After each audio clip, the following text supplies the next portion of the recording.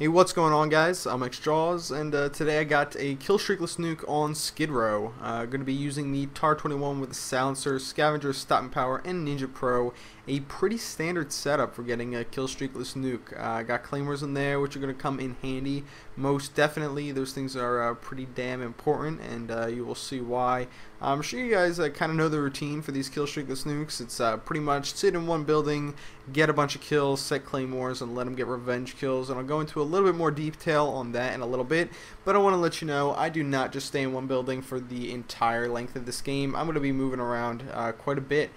So for the start of this game, what I did was to kind of judge the playstyle that I'm going to be handling for the rest of the game. I do like to sit in a building for the beginning of it. So what I chose was the building that I spawned closest to, which was this building all the way in the back, the broken building that's got kind of a hole in the front of it. And this is a great building to hold down because you know, we're all familiar with, you know, how free-for-all spawns people all over the place. Well, one of the free-for-all spawns is actually dead center on this carpet that is right in front of me, well, it's right behind me right now, actually. But right dead center in that carpet, somebody will spawn if you get far away from this area. And why that's important, why that makes this spot such a good spot, is because there are going to be spawns to the left and to the right and in front of this area.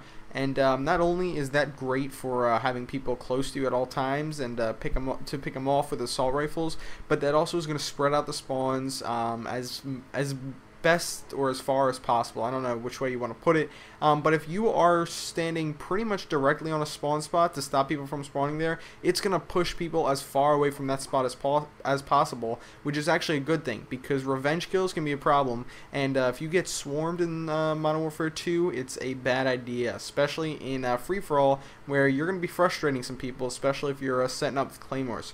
So as I said, after I got quite a few kills, I decided to move. Now, like I said before, I could have stayed in that building for the entire game. Would I have gotten the Killstreakless nuke? Not sure. Would I have gotten kills a lot faster? Would I have had a higher traffic or a higher volume of people coming at me? Most definitely. So that's something you got to make a decision on your own. Whether or not you're going for a Killstreakless nuke or just playing a free-for-all in general, you have to decide for yourself whether that spot is worthy of you staying there or if it's worth it for you to stay there.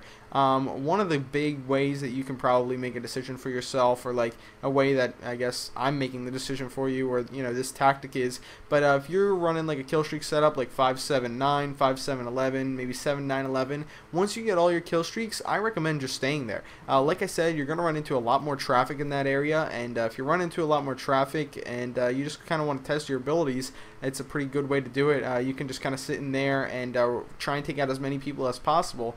I myself am going for a 25 kill streak with only my gun, so well, gun, claymore, secondary, you guys get the deal, knife, all that good stuff. But because I'm doing, you know, 25 kills in a row without kill streaks, I like to move out of that area because eventually when you run into enough traffic, they're going to overwhelm you, which, as I said before, isn't going to be that big of a deal if you've already gone past your kill streak setup, because then you can just die and then restart the entire process of building up your kill streaks again. Right here, I actually pulled like a full 360 around the map. I went back here into this spawn and was able to find a couple guys, but this isn't actually a coincidence or just kind of something random.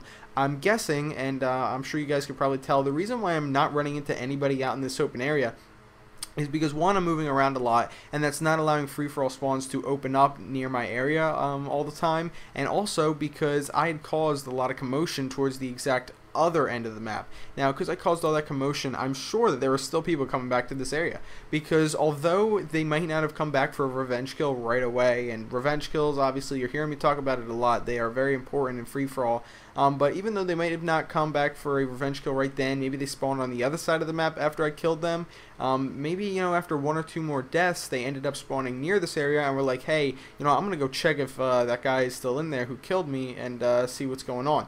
So, excuse me, after I had, you know, gone to the other side of the map, I did all that speeding up and could not find anybody over there. I decided to try my luck again over at this area, and I was running into some people. You're going to notice that scavenger claymores, although, you know, sort of unfair, I will admit that spamming claymores all over the place, like having an unlimited supply of claymores throughout this video, can tend to be unfair. But if you think about it, a good player who has an unlimited amount gets the same amount usually as a bad player who keeps dying and getting free claymores every time he dies. So it's not extremely unfair in the sense that I'm getting more per minute, I guess. I don't have a higher claymores per minute or CPM rate than the other players in the game. I just happen to be staying alive while I get my claymores, which, depending on how you look at it, you might see it as unfair. I don't think it's that unfair or unbalanced. But one of the things I thought I'd talk about is it's pretty cool that Scavenger is going to be coming back for Black Ops. And in Black Ops, it's only going to refill, according to what I've heard, your grenades and your bullets. It's not going to refill equipment such as claymores, and it's also not going to refill grenade launchers. I'm not actually 100% sure about equipment, but I know for sure it is not going to fill up your grenade launchers. I'm not sure if you pick up a gun that has grenade launchers in it, if it'll allow you to take those, because that was one of the things that they actually changed from Call of Duty 4 to Modern Warfare 2, which you may or may not have known about, whether or not you played Call of Duty 4. And I'm not sure what the policy on World at War was. I didn't actually play World at War. I just stayed on Call of Duty 4 for the extra year. But in Call of Duty 4, even if somebody didn't shoot their 2 grenade launchers and they died, if you picked up that weapon, and right there I got the nuke, thank gosh. But if you picked up their weapon, like if they had M16 grenade launchers on and they didn't shoot either one of them, you're actually not going to get either one of their grenade launchers. You're going to get 0 grenade launchers. But in Modern Warfare 2, as obviously I'm about to tell you, you do get the grenade launchers when you pick up a gun. 1 if they shot 1, 2 if they shot 0, and you'll get 0 if they shot both of theirs. So I don't know, just something interesting that I'm kind of waiting to see what they do in Black Ops, because I know grenade launchers is something that they're paying attention to. You know, what their policy on them, what they're going to do about them, maybe nerf whatever the explosive boost is going to be, like the sonic boom or danger close of Black Ops. I don't know how powerful that's going to be, or even if it'll exist in that game. So anyway, guys, that's the end of the game. Tactical Nuke without Killstreaks. I hope you guys enjoyed it. I'd appreciate it if you came over to my channel and subscribed. Final score 33-2. I'll see you guys later. Bye.